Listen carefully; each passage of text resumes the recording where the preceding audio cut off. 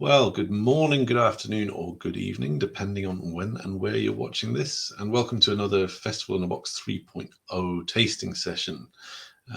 Today, we are going to be tasting and talking about the single malts of Scotland, Blair Athol, that you should have in your pack. So if you get that bottle ready and get a glass ready, and I'm going to bring in one of my very best friends in whiskey, Julie Hamilton from Elixir Distillers, who is direct from Glasgow. Hey, Julie, how are you doing? I'm good, thank you. How are you? I'm all the better for seeing you. Likewise.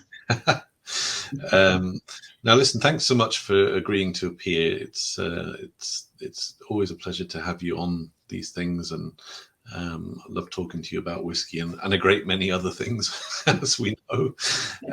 But today we're going to be talking about one of your bottlings, the Blair Athol.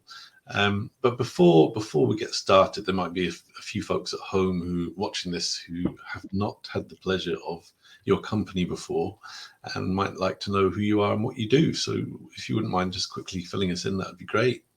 Okay. So I am the whiskey ambassador for Elixir Distillers. We are an independent bottler, and I travel around. I talk to people about whiskey. I participate in whiskey shows, tastings, training sessions, on and off trade events, different things like that. Short but sweet. I know, I don't know what to say. I talk about whiskey for a living. You do so much more than that, Julie. No, it's hard. It's loads. Should just say whiskey. Do everything Exactly. to do with whiskey. Yeah. Well, that's great. Now we'll dive straight into this Blair Athol, because I know most people at home are desperate for a drink. Probably. No, I am. We won't tell anyone what time it is, will we? Let's pretend. The sun's over the yard arm somewhere. Exactly. So, tell us a bit about this particular whiskey as we get started with it. Sure. So, Single Malts of Scotland was our original label that we started Elixir Distillers with in 2002, and we now have 4 different brands under the label, and this is one of them, Reserve Casks. So this is a single malt from Blair Athol Distillery. It's 11 years old, and the distillate from this is from 2009. It's 5 first fill American oak casks, and it's bottled at 48%. We bottle consistently at 48% across this range, just because we think it's the best way to drink it. So, it's 7. What did I say? 5 casks. Sorry, 5 refill American oak casks. Yeah. I've got to sometimes. I need to go back to the label sometimes. Yeah, I'll tell you. I'll put the bottle up there so people can see it. Ah, good. And they can also see where they can get hold of it. I believe it's sold out in quite a few places. Quite a few, yeah. So we release these whiskies in parcels. Sure. So parcels is it's an industry term for how we buy casks from companies, from brokers and distilleries. And so parcel number 5 is release number 5 of this range that we have. So they're normally 3 to 4 whiskies per parcel that we deliver. And in terms of the flavors that we're going to find in this Blair Athol, what's your take on it? So my note for this one was, on the nose, sweetened hot milk and condensed milk fudge. Some cooked orchard fruits, so apples, pears, stewed orchard fruits maybe. And then I think, so a note that I got on this one was like hot chocolate powder, but white hot chocolate powder, quite vanilla like. A bit of white chocolate, yeah. Certainly a lot going on in there, isn't there? Yeah. I think what I and many people love about independent bottlers like Single Malts of Scotland is the fact that you get to taste whiskies that don't generally get the attention they deserve, or distilleries that don't get the attention they deserve. I mean, Blair Athol's a classic amongst them. You know, it produces a lot of whiskey, but so little of it actually is bottled as single malt. And certainly not, you know, in small parcels like this. So it's a real bonus. Yeah, it's normally the whiskey that they produce at Blair Athol is normally destined for blending. So it's it's probably a great example of a whiskey, a single malt that's absolutely and utterly linked into a blend. So it's the malt whiskey component, the main malt whiskey component, not the only one, of Bell's blend.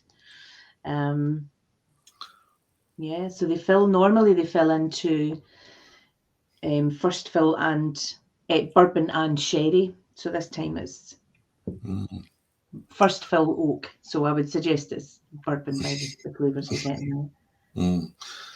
It's really, I mean, the nose is quite gentle, it's got all those lovely stewed fruit flavors that you were describing in the hot chocolate. And then when you taste it, it's a real wow, almost like what's that stuff? The powder, the sort of citrusy powder, sugar powder. Sherbet, that's it. I'm getting old, Julia. I forget names of things. That's sugary, sherbety. Yeah. Well done for getting sherbet from that description. But yeah, no, it's just it's almost like an effervescence. It's really vibrant and quite fizzy and lovely. I got pear and apple crumble and fudge sauce smothered pancakes. That was my tasting on it. Wow. There you go. I'm gonna add a touch of water to it. Yeah. See what else I can tease out of it. Yeah, I think I'm going to do my little cap of water. Don't drop it. That's not just as easy to do at festivals and things when you're balancing your glass. No, definitely not. Good way to do it though. So yeah, it can take a bit of water. So these casks of whiskey are very particularly chosen by Ollie Chilton, who people will have seen talking about other spirits that are in the box. But Ollie chooses these casks on the understanding that they're going to be taken to 48% and they're going to be combined. So as I said earlier on, this is 5 casks. So casks of whiskey that wouldn't necessarily stand up on their own, but the combination of the 5 of them together just produces this lovely fruity and creamy textured single malt. It's got loads of kind of creamy confection in it, like tablet and fudge, and you get tablet outside Scotland, don't you? You can order it. Really? Right. I forget this all the time. There's things I think it's fudge down here. Okay. Yeah. Okay. Yeah. Is the tablet's basically stale fudge, isn't it? Stale fudge. It's just harder, firmer fudge. Firmer. Oh, that's brilliant.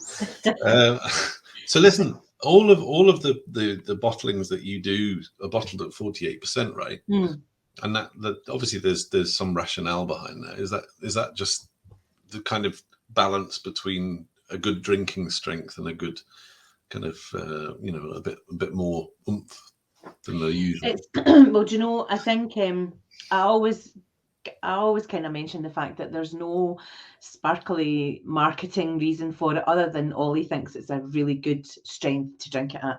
It's got enough space that you can put some water in it if that's what you choose to do, but it's also good neat on its own. But I think this one does benefit from a few drops of water added to it. It opens it up. Yeah, I like both actually, but yeah. I mean, that's one of the fascinating things about whiskey, though, isn't it? It's just some work so well without water, and some with, some with both. It's all just a question of experimentation and finding out what works for each person? Because then everyone else will have a different opinion. I suppose if you just add water to whiskey by the drop, then you're able to control that, and that's the exciting thing about it, because you get to choose how you like to drink it at that. Yeah, at what strength you like to drink it as well. Absolutely. So can you tell us a bit more about independent bottling and how the whole process works? Because obviously most people are used to buying their whiskey, what we would call a proprietorial bottling. So something like Lefroy, or which is bottled by the distilling company under the label of the distilling company. How does it work differently with independent bottlers? What's the whole idea behind it? So with independent bottlers, we are getting casks of whiskey from companies which are destined sometimes, and it's not always, but sometimes they're whiskies that would be destined for blending, and we're showing them in their truest form as single malts. We bottle whiskies from distilleries that are sometimes overlooked because people aren't necessarily as familiar with them, because they are normally used for blending. But the way that we get to show whiskies is basically the way that we like to drink them. So you are bottling whiskies to show the flavour, and it's flavour driven rather than that specific recipe that that the proprietary bottles have, that are always going to be the same. The whiskey's always going to look, smell, feel and taste the same, which is great because it's consistent.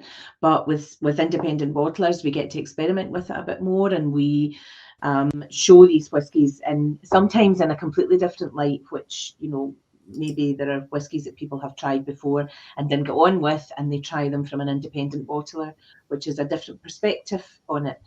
So yeah, there's loads of really interesting examples of whiskey that come from independent bottlers. Mm-hmm. We're not as tied to what the traditional flavour profile is from the distillery when they're blending all these casks together. We're only putting 5 together for this one, whereas when Blair Athol is being blended for the likes of the Flora and Fauna bottling that Diageo do, there will be hundreds of casks that go into that. So it just lets you taste it, a different perspective on each distillery. Yes, that's a good description. Now, listen, I've tried so many good whiskies from you guys in the past and in the present, and I know you've bottled some really outstanding older whiskies as well. Is there anything coming down the track in the next 12 months that we should be keeping an eye out for? Any little tasters you can give us? Any hints, tips? Always the single malts of Scotland range. So the single cask single malts are very elusive, I'll say, exclusive and elusive. It's they're by their very nature, there's not that many of them. So keep your eye out for our single malts of Scotland releases, and the single casks, that is. The reserve casks, there's a parcel on its way at the moment, so keep your eye out for that. There's a Highland, a Lowland and a Speyside in this next parcel, so it's worth checking out. And yeah, there's some interesting Islay whiskies on their way as well. Oh, really? Oh, yes. Now I've said that, I need to kill you, so I can't tell you that. Just me or everyone watching? Yeah, I know. Well, yeah, everyone who's on this. Your box might self-destruct. You heard it here first. You've been threatened by a Glaswegian. Probably not for the last. But that doesn't happen every day. Well, good stuff. Okay, so we'll keep an eye out for those, and hopefully we'll get to see some of those new releases at the events next year, because I know you guys get out an awful lot, and you were at our 3 festivals we did this year, which was much appreciated, as well as being brilliant to see you and spend some time with you. So yeah, hopefully circumstances allowing, get out again next year and do even more things together. That's the plan. That's the plan. Yeah, that's the plan. Here's hoping. Yeah, here's hoping. Now, more generally speaking, because obviously before you worked for Elixir Distillers, you're a well-known lover of whiskey. It's like steady. And so you have an active interest in whiskey, is what I'm saying, and not just the brands you work with. Is there anything going on at the minute, any distilleries or brands around the world even that have really piqued your interest, or even closer to home? Because obviously there seems to be a new distillery popping up every day at the moment. I'm just interested to hear whether there's anything that's caught your attention. So is this aside to the distillery that Elixir Distillers are opening? Well, you can obviously mention that, because that's very exciting. Yes, it is very exciting. So we're in the process of, they're in the process of digging out the foundations at the moment. So that's the stage that it's at. It's not too far into or any closer to making whiskey, but we are opening a distillery on the south coast of Islay. So you'll come to us first before you get to Laphroaig in the future when the distillery opens. So yeah, that's really exciting moving forward. It'll be interesting to see the development as it materializes. Yes. Well, I mean, obviously it's been interesting to follow the trials and tribulations of Mr. Chilton. Mr. Chilton versus the locals of Ireland, or certain locals of Ireland. That's it, yeah. Interesting. I'm interested watching what's happening for distillery wise. Ardnamurchan are just doing great things. Really interested in seeing how this is developing with them. Yeah. The release of Waterford whiskies as well has been really interesting to follow, because Specialty Brands, who are our distribution team, are the importer in the UK for them. So it's been really interesting when we've been doing the whisky festivals that we've had in the pipeline since September this year. Going along and listening to the guys talking about these whiskies all the time. Really quite interesting. Just whiskey to geek out about, because there's so much information around about it. I think I kind of became a whiskey geek, if you want to call it that, back in the 90s. And I think if I'd been born 20 years later, sort of, and was coming into it now, I mean, can you imagine? No, it could blow your mind now. Such a great time to be into whiskey. Yeah. And other spirits as well. I was speaking to Ollie about rum. Yeah. But also about Calvados and Armagnac and all that. It just seems to be a great time to be alive. And if you're into spirits, into booze, that's it. Yeah, you're into booze. If not, well, that's your bad luck. I know, but this is the thing. I think just when you're talking about rum, until I was never a big fan of rum, much to some of my colleagues' horror, and they would try and continually get me to taste this and try this one instead, and I just couldn't get round it at all. And then it's like whiskey, there's always one that's your hook, and that's you in, and then you start to look for other things. And now the rums that I was kind of saying no to before, I'm now seeking them and looking for different ways of drinking them. Obviously there's only one way to drink anything, but different methods, cocktails, and it's really piqued my interest in cocktails too, and it's taken me in a completely different direction. So rum is really exciting going forward. For me anyway. It's not going forward for people who are rum geeks already. I'm a Johnny come lately to this, but at the same time it's really interesting and exciting to find new things. Yeah, absolutely. Well, I'm Johnny come lately to rum too, so we can share in that shame. That's it, absolutely. We can take that. We could take that. That's fine. Exactly. With broad shoulders. Yeah, quite.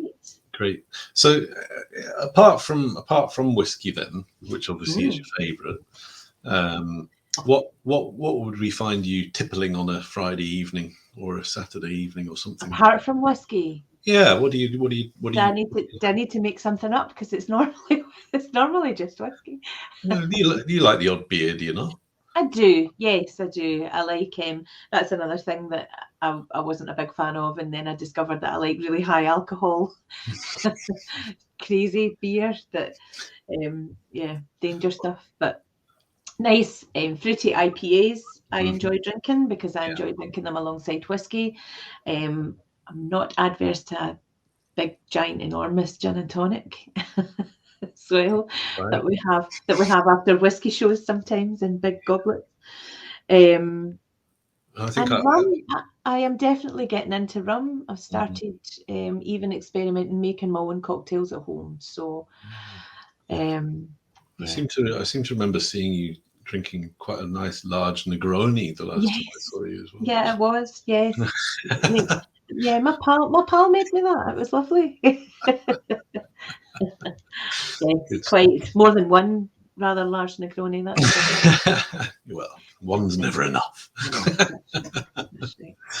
Okay, well, listen, I think I've kept you long enough. I hope for the folks at home have enjoyed our little chit chat and the information about the Blair Athol, which is still smelling very nice indeed. But Julie, as always, it's been a pleasure, and thank you so much for coming on. It's always lovely to see you. Lovely to see you. If I don't see you before, have a lovely Christmas and New Year. Cheers. And we'll say Slanjavar. And thank you, everyone at home. Hope you enjoyed it, and we'll see you in the next one. Cheers. Cheers.